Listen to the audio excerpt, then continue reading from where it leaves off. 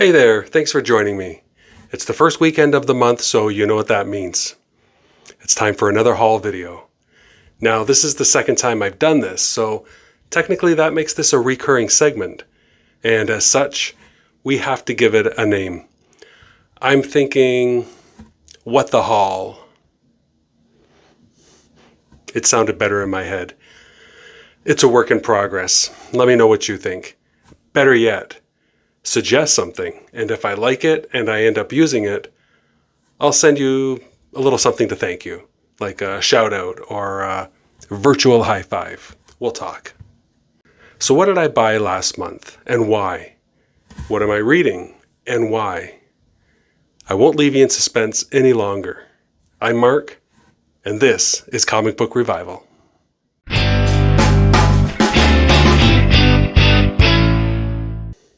Welcome back. We're going to get things started right off the bat with a graded 9.8 CGC comic. This is Wolverine 88. Yes, it's another facsimile comic that I pre-ordered, graded, and I've always loved this cover by Adam Kubert. This is probably one of my favorite modern era comic covers, period. And it's one of those comics that I always knew I would eventually add to my collection. It was just a matter of finding one. So why the facsimile edition? Why not just go out and hunt down the original printing? Unlike the Mad #1 that I showed you last month, Wolverine 88 in raw condition really isn't a super expensive comic. Well, the truth of the matter is, even though this comic was on my radar, I wasn't aggressively looking for it. And when I saw that the facsimile edition was coming out, I figured that that would be a perfect opportunity to pick it up. And when I realized that there were graded options as well, that got me thinking about how cool it would be to be able to add it to my collection and display it in a way that really did justice to the cover.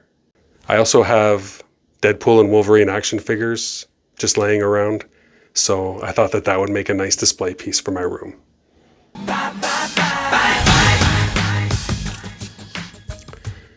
Next up, we have a new graphic novel called We Called Them Giants. This is written by Kieran Gillen and illustrated by Stephanie Hans. This story explores themes of survival, loyalty, and the human condition in the face of the unknown. I was so looking forward to this book, and I really wanted to like it. And it's not that I didn't like it, but I just wanted more character development, more story, more conflict. It just feels unfinished and underdeveloped, which is a shame because it starts off really strong. Next up, we have Life #3. I've mentioned this comic before. It's from Distillery Media, and I love this series. If you're into dystopian sci-fi, definitely check this one out. I don't have a date yet, but I'm sure it will be available as a hardcover edition once the series wraps up in a few months. And I also picked up Frankenstein #4. This is another comic I've mentioned in the past, and this is the fourth and final issue of that miniseries. This particular variant cover is from the wonderful Jenny Frison. This one will be released as a hardcover on March 26, 2025. Next up, we have Cruel Universe #4 and Epitaphs from the Abyss #5. These comics are from Oni Press, and they have successfully managed to take the EC Comics brand and resurrect it for a modern comic era. Cruel Universe being a sci-fi anthology series, and Epitaphs from the Abyss is all about horror.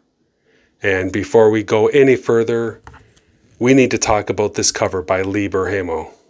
This cover is absolutely brilliant. It captures so much mood and intrigue. I love the composition, the full moon poking between the trees, the car headlights backlighting the subject.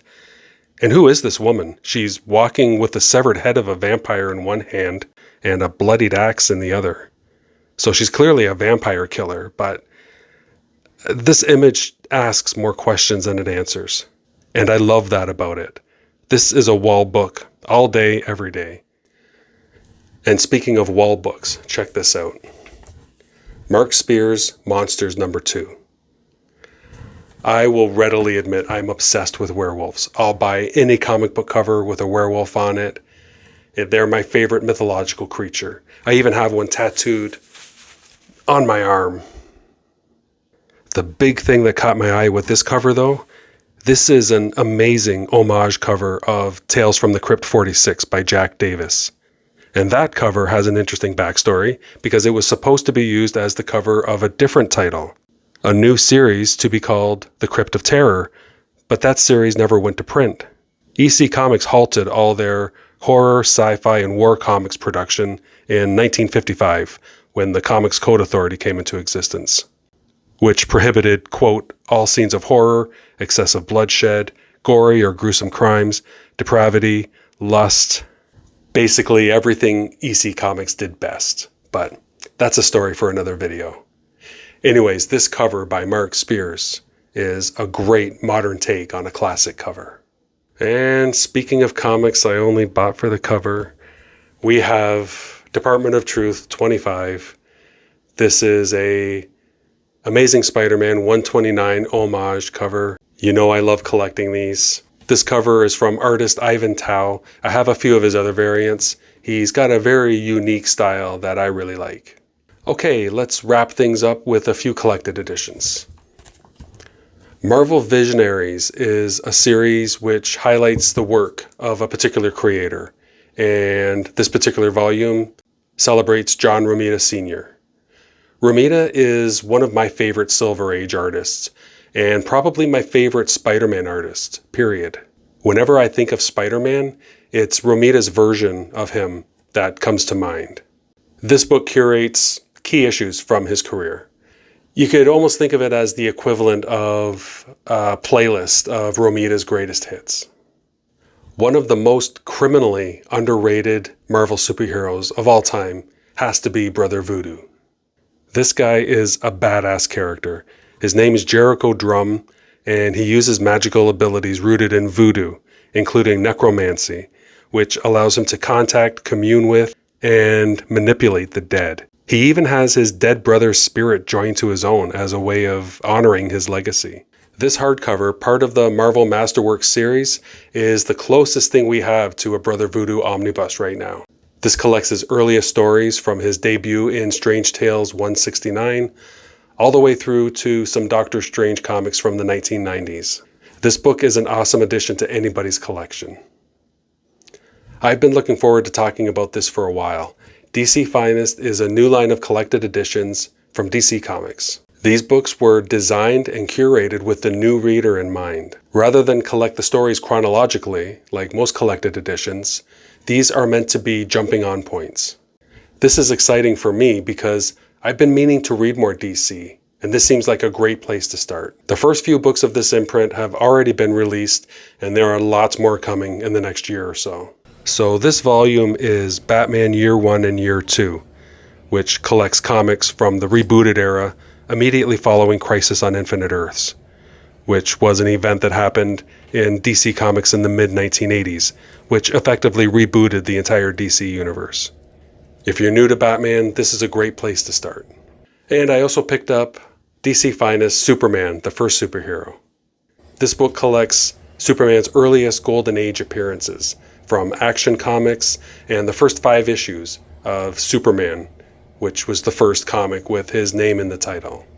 Keep in mind though, these are Golden Age comics and they're generally aimed at kids, so the stories and the characters will probably seem pretty one-dimensional.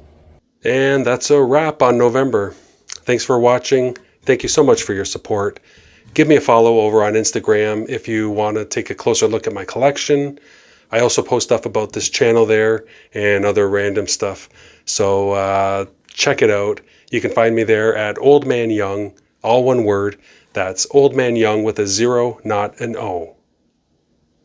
And you know I love to hear feedback and engage with you, so make sure you comment, like, subscribe, and do me a favor and Hulk smash that bell. It's the easiest way to make sure you never miss another video. Stay safe, read some comics, and we'll see you next time. Bye.